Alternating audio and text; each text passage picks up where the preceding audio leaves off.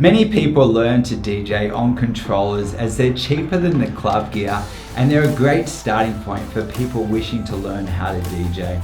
Now these days there are loads of different controllers or DJ boards, which basically means all-in-one units, but I guess the main difference is whether or not the controller has an inbuilt screen. Now controllers with inbuilt screens are coming in a big way, and the advantage of having inbuilt screens is you can load your songs directly onto the gear using USB keys, as opposed to having to connect your computer and using your computer as the screen. Now the advantage of not using a computer to load your songs is you're not spending your whole time looking at the computer screen, and it feels a little bit more authentic, like it's just you and the crowd. Now popular controllers that include screens are the CDJ RX2 and more recently the version down from that, the CDJ RR. However, in saying that, controllers without screens, they've still got plenty of advantages. Firstly, they are cheaper than the ones with screens, no doubt. They're often smaller and more portable. And honestly, it's much easier to search music as you have your whole music library at your fingertips on your computer. But regardless of the DJ gear that you have, the good news is all DJ gear shares the exact same basic operations in the same way cars do. So here's the thing, there's cheap cars and more expensive cars, and the chances are the more expensive cars do feel better when driving and probably go faster. But most people's first car is considerably cheaper. But when you hop into your first expensive car, you're still going to know how to drive. So here's the thing, this video is all about showing you how similar all DJ gear is and any differences that you may find. And if you do find differences, it's probably just in the layout. For instance, all DJ gear does have play and cue buttons, right? So that's the same. You've got your jog wheels on both decks, right? You have tempo faders, a mixer in the middle with volume faders in the EQ. This is all very generic. It's all the same on all gear. The only difference is that sometimes it's just like how you load your songs. Like for instance, is it on the gear or do you have to load it through your computer? And sometimes also the controllers have performance pads. That's something the clubs don't have. And sometimes also just like the layout of your effects.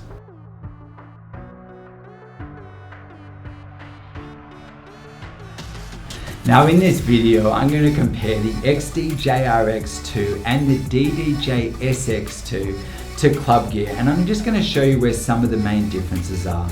Now let's start by looking at the screens. If the DJ equipment has an inbuilt screen, it basically means you can load your songs directly onto the gear without connecting your computer. Popular equipment with inbuilt screens are the Pioneer CDJs and CDJs. Now all the screens operate in the same way. You can search and select songs with your rotary selector, and once you load the song, you can see the song's waveform and the BPM on the screen and any cue points that you've saved. The only difference between the all-in-ones and the club gear is that club gear has one screen per player and the all-in-ones have a single screen, which actually means it's easier as you can stack the waveforms, which gives people a visual aid when beat matching. Now, if you're using a controller that doesn't have a screen to work, you just need to connect your computer to the controller and the computer becomes the screen. However, to load the songs, you need to first download the DJ software that runs for that chosen controller. Now it's usually going to say what kind of controller it is on the actual controller itself. For instance, this is a Serato controller. So if your controller is different though to what I'm using in this video, it really doesn't matter. All controllers and DJ software operate in the exact same way.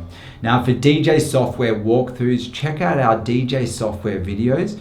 And for a detailed description on the CDJ RX2, club gear and the CDJ SX2, check out our equipment walkthrough videos.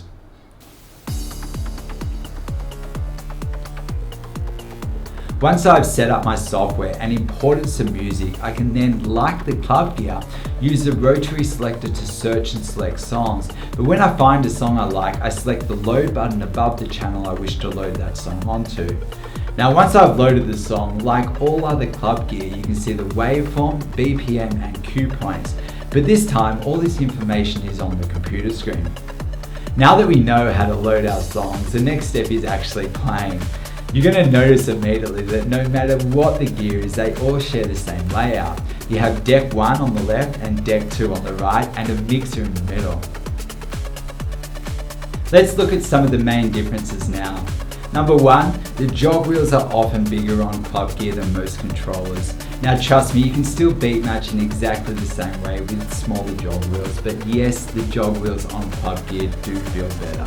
Now if you can't afford club gear though, and having big jog wheels is important to you, you should check out the DJJ 1000. Now the DDJ 1000, they have the exact same jog wheels as the club gear, and honestly they're really popular and it's a powerful piece of equipment. Another difference is most controllers have performance pads underneath the jog wheels, yet the club gear doesn't. Now I guess this is the biggest difference, and although the club gear doesn't have performance pads under the jog wheels, newer versions of club gear now have performance options on the screen, but not all clubs have the latest gear. So when playing in clubs, you're probably not going to have those performance options like hot cues, doing like all those like effects on those pads. So it's seeing when playing in clubs, it's probably more about creating atmosphere and playing the right song at the right moment and taking your crowd on a journey, as opposed to using constant effects and jumping around the song like with hot cues, which is loads of fun, but it's probably more of a controller thing. Another difference though is the looping section and also loading your memory cues. Now on the club gear and the CDJs, the looping and memory cue point section are identical, and even the DDJ 400 has recently adopted this exact same layout. But the SX2 has a looping section to the bottom right of each deck, and you can also load your memory cues with the parameter buttons at the bottom. Now if your controller doesn't read rekordbox, the chances are you may not be able to load memory cues, and you're going to have to use hot cues to load and play pre-saved cue points. The mixers are the same, but the big difference is whether or not it's a 2-channel or a 4-channel mixer. Either way, chances are when you turn up to play in the club, they're only going to have 2 decks, so you're only going to have to master 2 channels.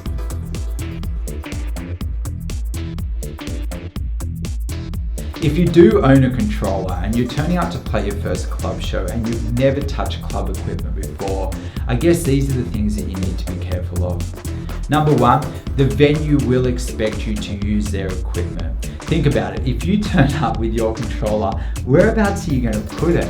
Now DJ booths can be small, and if you move their gear to make room for yours, it's going to stuff up all your transitions between venues. They're like DJs, right? People are going to come on, you've got to move your stuff all over the place, and you're just going to be too much of a hassle to work with. They're not going to rebook you.